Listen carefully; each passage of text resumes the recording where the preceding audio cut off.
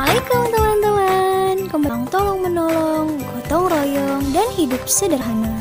Untuk teman-teman yang baru bergabung di channel ini,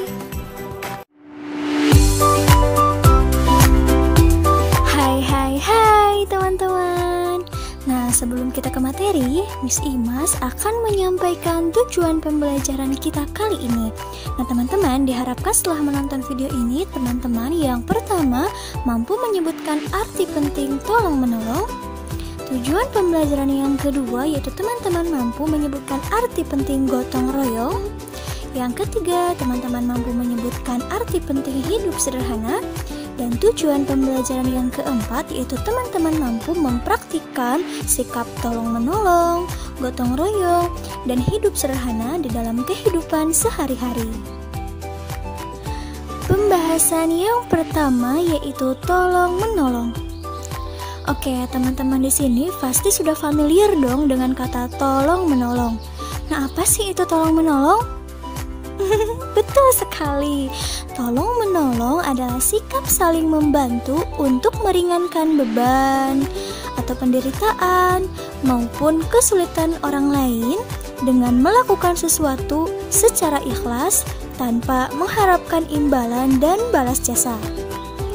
Nah, pertolongan itu bisa dalam bentuk apapun. Bisa berupa perkataan atau tenaga, dana, makanan, dan lain-lain. Oke, teman-teman, tujuan menolong orang lain itu adalah untuk meringankan kesulitan orang lain. Perlu teman-teman ketahui juga, manusia adalah makhluk individualis yang membutuhkan privasi dalam aktivitas hidupnya. Namun, manusia juga merupakan makhluk sosial, yaitu makhluk yang tidak mampu hidup tanpa bantuan dan pertolongan dari orang lain. Manusia itu pasti membutuhkan pertolongan dan juga perlu menolong orang lain. Nah, teman-teman, mengapa kita perlu menolong orang lain? Betul, karena sikap tolong-menolong merupakan sikap terpuji yang diperintahkan oleh Allah Subhanahu wa Ta'ala. Saat menolong orang lain, berarti kita sudah meringankan kesulitan yang sedang dialami orang tersebut. Nah, kita simak sama-sama ya, tata cara menolong orang lain. Yang pertama, harus dilandasi dengan keikhlasan. Yang kedua, menolong dengan sesuatu yang baik. Yang ketiga, dilakukan dengan sikap yang baik. Yang keempat, tidak membeda-bedakan orang yang akan kita tolong. Yang kelima, tidak mengingat-ingat atau mengungkit-ungkit pertolongan yang sudah kita berikan kepada orang lain. Tolong-menolong juga memiliki banyak manfaat yang bisa kita rasakan dalam kehidupan sehari-hari. Manfaat yang pertama yaitu mempererat persaudaraan. Yang kedua, menumbuhkan sikap rukun antar sesama. Yang ketiga, menciptakan rasa tentram, nyaman, dan damai. Yang keempat, kita akan memiliki banyak teman. Yang kelima, meningkatkan rasa kepedulian terhadap orang lain. Yang keenam, menciptakan persatuan antar sesama. Dan masih banyak lagi manfaat-manfaat lainnya. Oke teman-teman, berikut Miss Imas jelaskan beberapa contoh tolong-menolong. Yang pertama, tolong-menolong di rumah. Contohnya, membantu ibu mencuci piring, membantu ibu membersihkan rumah, membantu ayah mencuci kendaraan, dan masih banyak lagi contoh lainnya. Lalu yang kedua, tolong-menolong di sekolah, diantaranya membantu teman yang kesulitan belajar, membantu membawakan barang bawaan guru, lalu menolong teman yang terjatuh, dan masih banyak lainnya ya teman-teman. Contoh yang selanjutnya yaitu tolong-menolong di masyarakat. Yang pertama yaitu membantu korban bencana alam, lalu membantu tetangga yang sedang kesulitan, dan lain-lain. Pembahasan yang kedua yaitu gotong royong. Nah, gotong royong berasal dari bahasa Jawa, yaitu gotong dan royong. Gotong artinya mengangkat, royong artinya bersama. Jadi pengertian gotong royong adalah suatu kegiatan yang dilakukan secara bersama-sama dan bersifat sukarela supaya kegiatan atau pekerjaan tersebut dapat berjalan dengan lancar, mudah, ringan, dan cepat selesai. Oke teman-teman, gotong royong bisa disebut juga dengan istilah kerja bakti. Nah, gotong royong memiliki banyak manfaat. Yang pertama yaitu meningkatkan kebersamaan dan kekeluargaan. Yang kedua meningkatkan kekompakan. Yang ketiga, setiap pekerjaan menjadi lebih ringan, mudah, dan cepat selesai. Manfaat yang keempat yaitu gotong royong dapat mempererat rasa persatuan dan kesatuan. Selanjutnya, mempererat tali persaudaraan. Lalu gotong royong dapat membina hubungan baik dengan masyarakat. Dan masih banyak lagi manfaat gotong royong yang dapat kita rasakan dalam kehidupan sehari-hari. Teman-teman, gotong royong merupakan ciri khas dari bangsa Indonesia. Dalam kegiatan gotong royong itu mencakup sikap tolong-menolong, kerjasama.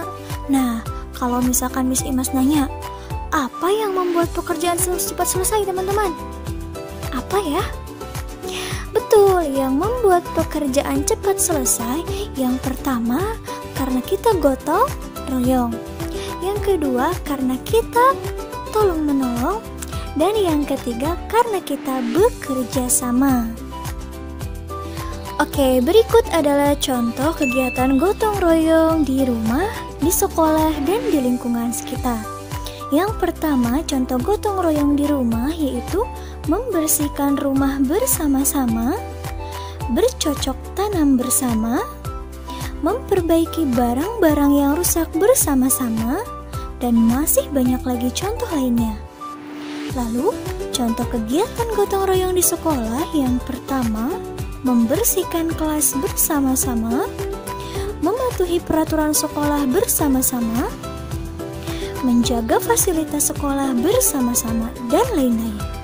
Selanjutnya, contoh kegiatan gotong royong di lingkungan sekitar. Yang pertama, membersihkan jalan, selokan bersama. Yang kedua, membangun masjid, sekolah, dan fasilitas umum bersama-sama. Dan contoh yang ketiga yaitu menanam pohon untuk penghijauan di lingkungan bersama-sama. Dan masih banyak lagi contoh gotong royong yang dapat kita lakukan dalam kehidupan sehari-hari. Pembahasan selanjutnya yaitu hidup sederhana. Oke, teman-teman di sini ada yang tahu tidak ya? Hidup sederhana itu apa sih? Oke, betul sekali. Hidup sederhana adalah hidup yang sesuai dengan kebutuhan serta tidak berlebihan dalam menggunakan harta. Nah, teman-teman, Miss Imas mau tanya nih, mengapa sikap sederhana itu penting diterapkan dalam kehidupan sehari-hari? Penting nggak ya? Betul, sangat penting. Karena sikap sederhana mengajarkan kita dan melatih kita untuk bersikap disiplin, cermat, serta teratur dalam menggunakan harta atau uang. Caranya bagaimana?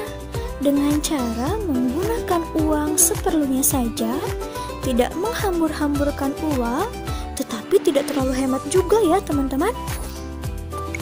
Karena menggunakan uang seperlunya itu bukan berarti kita pelit atau kita penuh perhitungan.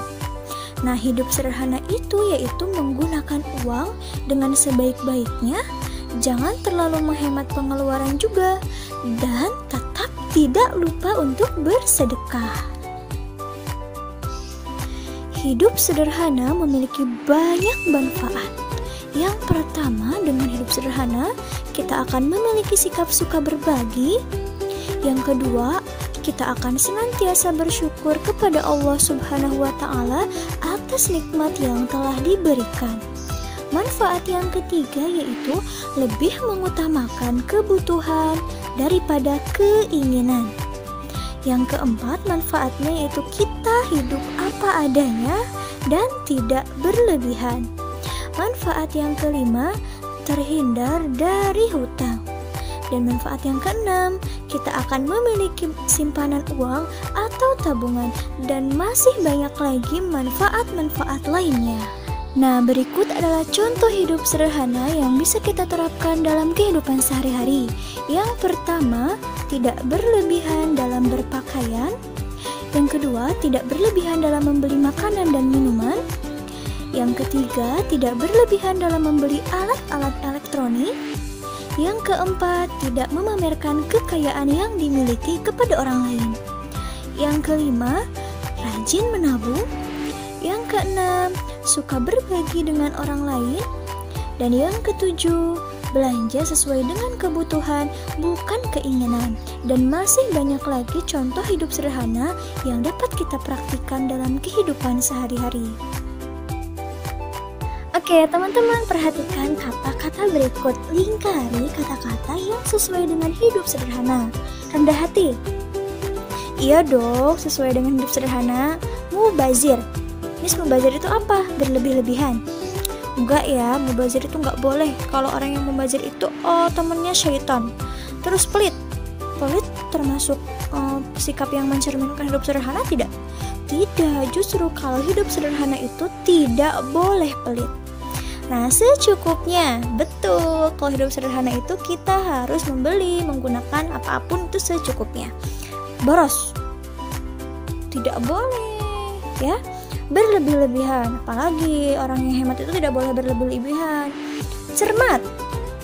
Betul, termasuk sikap yang mencerminkan hidup sederhana. Berbagi. Nah, iya, manfaat kita hidup sederhana itu kita akan memiliki sikap suka berbagi. Sombong.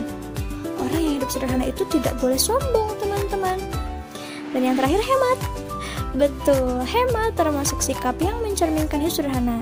Nah, tetapi kalau menggunakan apapun jangan terlalu kebangetan hemat. Hemat boleh, tapi tidak berlebihan hematnya. Kalau berlebihan hemat itu berarti pelit. Oke, bedakan antara hemat dengan pelit.